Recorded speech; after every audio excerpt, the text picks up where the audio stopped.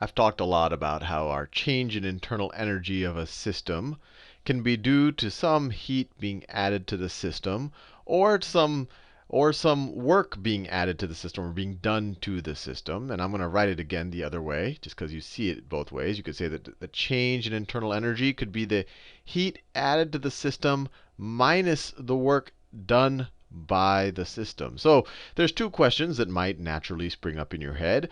One is, how is heat added to or taken away from a system? And how is work done or done by or done to a system? The heat, I think, is fairly intuitive. If I have and we'll be a little bit, we'll be more precise in the future of this, but I just want to give you the sense of what we're talking about. If I have some system here, some particles in some type of a canister, and it's at temperature, I don't know, let's say it's at temperature T1. I'll even give it a measure. Say it's at I don't know, it's at 300 Kelvin. 300 Kelvin. If I want to add heat to this system, what I can do is I can place another system right next to it, maybe. Right next to it. Who knows what size it is. And it's got some particles there. But its temperature is much, much, much higher. So its temperature is going to be, so this system's temperature, let's say T2 is equal to, and let's say it's 1,000 Kelvin. I'm just making up numbers. So what's going to happen in this situation? You're going to have heat transferred from this second system to the first system. So you're going to have heat going into the system. Now, heat and work and even internal energy, this goes back to our conversation of macrostates versus microstates. Heat is changing the macrostate of our systems. This system is going to lose temperature. The system is going to gain temperature. But we know what's happening on a micro level. These molecules are going to lose kinetic energy. These molecules are going to gain kinetic energy. How is that actually happening? Well, we assume that there's some type of a container here. Maybe it's a solid wall. These molecules are going to bump into that wall, are going to make the particles in that wall vibrate, and then they're going to make the particles in the green container's walls vibrate. And so when the green container's molecules touch the wall, they're going to bounce off with even more kinetic energy, with even more velocity, because of that vibration in the wall will push them back even further. So that's essentially how you get this transfer of kinetic energy, or this transfer of heat. But I think that's really intuitive. If we put this next to a cooler, a system with lower temperature, we would lose kinetic energy, or we would lose heat. And there's other ways that we can do it. We could compress the container. Well, I don't want to talk about that just now, because that'll be touching on work. So how can we add or subtract work to a system? And this one's a little bit more interesting. Let's go back to our piston example. Let's go back to let me just draw some lines here. So I have my container. There you go. It's got a little movable ceiling to it. That's my piston. And go back to the example, because what we're going to be dealing with, especially once I go into the pressure volume diagram, the PV diagram that I'm about to go into, we want to deal with quasi-static processes. Processes that are always close enough to equilibrium that we feel OK talking about macro states like pressure and volume. Remember that if we just did something crazy and the whole system is in flux, those macro states aren't defined anymore. So let's say we want to do a quasi-static process. So I'll have pebbles instead of one big rock. I'll draw the pebbles a little bigger this time. And I have some pressure. So that's my piston, and it's being kept down by these rocks. It's being kept up by the pressure of the gas. The gas is bumping into this ceiling. It's bumping into everything. The pressure at every point in the container is the same. It's at equilibrium.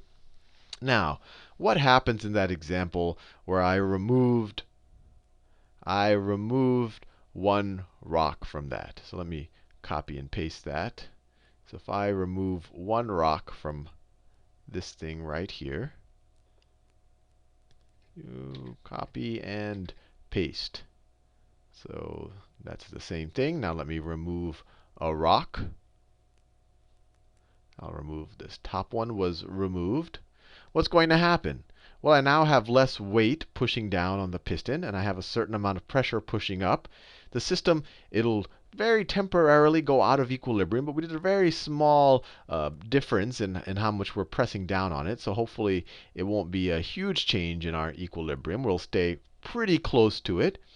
But we know from the previous example, instead of this thing flying up, it's just going to shift up a little bit.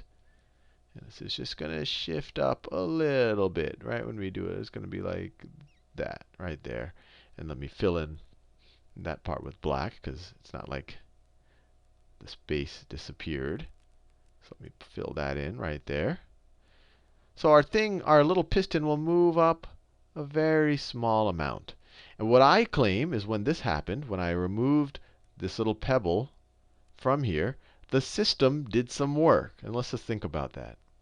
So work, according to the definitions that you learned in first year physics, and when you just do using classical or dealing with classical mechanics, you learn that work is equal to force times distance. So if I'm claiming that when this piston moved up a little bit, when I removed that pebble, I'm claiming that this system here did some work. So I'm claiming that it applied a force to this piston, and it applied that force to the piston for some distance. For some distance. So let's figure out what that is, and if we can somehow relate it to other macro properties that we know reasonably well. Well, we know the pressure and the volume, right? We know the pressure that's being exerted on the piston, at least at this point in time. And what's pressure? Pressure is equal to force per area. Force per area. Right? So the area, remember this piston, there's some, you're just seeing it from the side, but it's a kind of a flat plate or a flat ceiling on top of this thing. And now what distance did it move it? Let's just call that, I could blow it up a little bit. Let me, it moved it some, I didn't draw it too big here, some x, some distance x. Right? So this change, it moved it up some distance x there. Right? So what is the force that it pushed it up? Well, the force, we know it's pressure. The pressure is force per area. So if we want to know the force, we have to multiply pressure times area. If we multiply both sides of this times area, we get force. So we're essentially saying the area of this little ceiling to this container right there. It could be, I could draw it with some depth, but I think you know what I'm talking about. It has some area. It's probably the same area as the base of the container. Right? So we could say that the force being applied by our system, let me do it in a new color. The force is equal to our pressure of the system, pressure, times the area of the ceiling, times the area of the ceiling of our container, of the piston. Now that's the force. Now what's the distance? The distance is this x over here. The distance is, I'll do it in blue. It's this change right here. I didn't draw it too big, but that's that x. Now let's see if we can relate this somehow. Let me draw it a little bit bigger. So, and I'll try to draw it in 3 dimensions. So let me draw the piston. What color did I do it in? I did it in that brown color. So our piston looks something, I'll draw it as a ellipse. The piston looks like that. And it got pushed up. So it got pushed up some distance x. Let me see how good I can, no. Whoops, let me copy and paste that same. So the piston gets pushed up some distance x. Let me draw that. It got pushed up some distance x.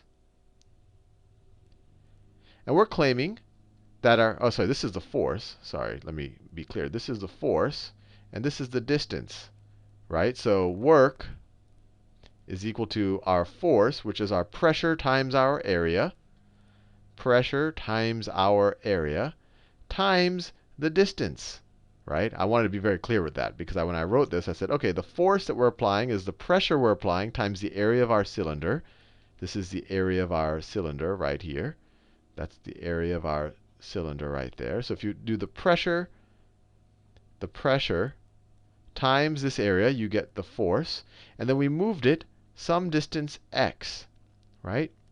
Now, we could rearrange this. We could say that the work is equal to our pressure times our area times x.